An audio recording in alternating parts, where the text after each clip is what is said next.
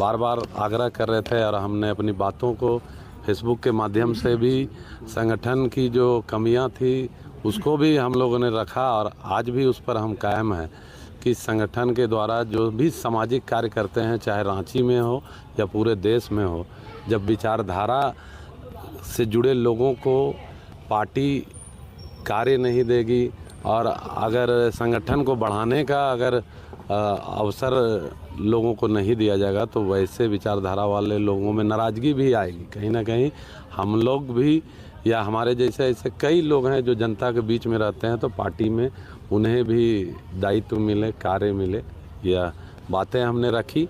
लेकिन चूँकि कई ऐसे लोग हैं हमारे रिश्तेदारों के द्वारा लगातार इस प्रकार का आग्रह किया गया और सीपी सिंह जी द्वारा भी बार बार आग्रह किया गया। हमने कहा भी, जिन्होंने भी कहा कि आपको कोई पद या अन्य तरह का, तो हमने उसे नकार दिया कि मैं पद या किसी लालच या स्वार्थ के लिए राजनीति में नहीं हूँ, सामाजिक कार्यों में भी नहीं हूँ। तभी एक निर्दलीय के तौर पे भी लड़ने से इतने लोगों का सहयोग मिल रहा था।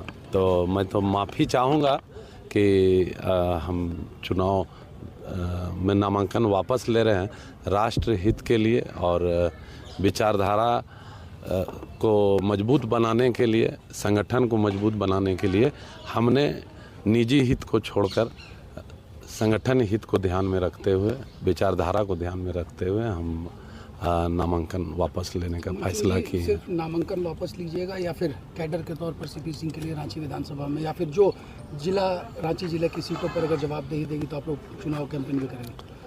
देखिए, अभी इस विषय में हम कोई फैसला नहीं लिए हैं और आने वाले समय में देखेंगे हम क्या करना है। लेकिन कई ऐसे लोगों को लग रहा है कि मैं ही जीत की राह में रोड़ा हूँ, तो हम अपना बलि दे रहे हैं, हम अपना हित छोड़ करके हम संगठन हित के लिए कर रहे हैं। अब मेरे लिए पद और या राजनीति में कार्य करना ही बहुत बड़ा नहीं है, जनता के लिए हम किए हैं। अगर आने वाले समय में भी स्वयं से भी जनता के लिए दूर नहीं रहेंगे और शिक्षा और स्वास्थ्य के दिशा में और प्रकृति को बचाने के लिए हम आने वाले समय में, चाहे हम किसी दल में रहें या किसी भी पद में रहें, हम रांची के लिए ज़रूर कुछ बदलाव लाने का हम प्रयास करेंगे और आने वाले समय में यह दिखेगा। क्या दुखी मन से, जैसे आपने नामांकन दाखिल किया, आपने जैसे कहा था कि जो उम्मीदें थी संगठन में मौका नहीं मिला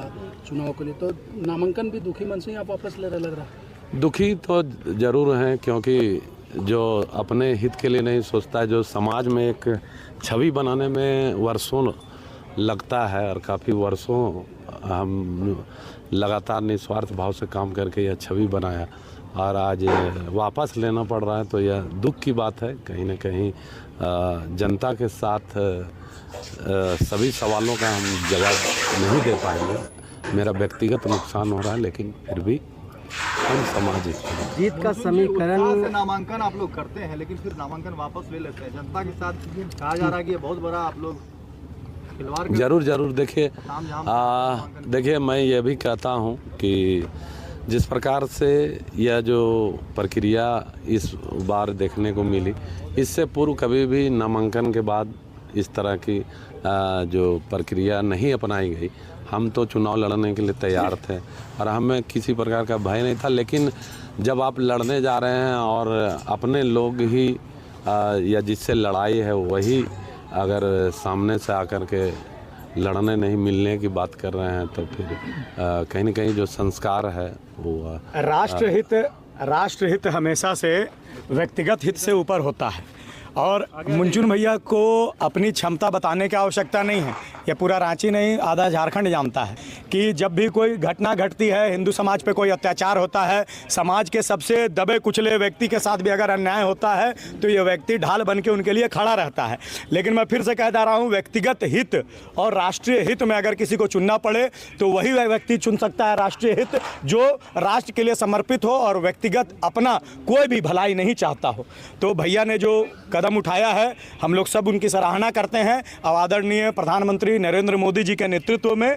और जो है हम लोग यही बोलना चाहेंगे कि बटेंगे तो कटेंगे, और इस बात को जो योगी आदित्यनाथ जी ने पूरे जन जन तक पहुंचाने का काम किया है, और इस बात को धरातल पर रांची पे अगर किसी ने पहुंचाने का काम किया है तो हमारे भैया मुंचुन भैया ने किया है। मुंचुन राय जी ने बटेंगे तो कटेंगे इसको मुंचुन भैया जिंदाबाद जिंदाबाद इसको समाज के सामने रखने का काम किया है।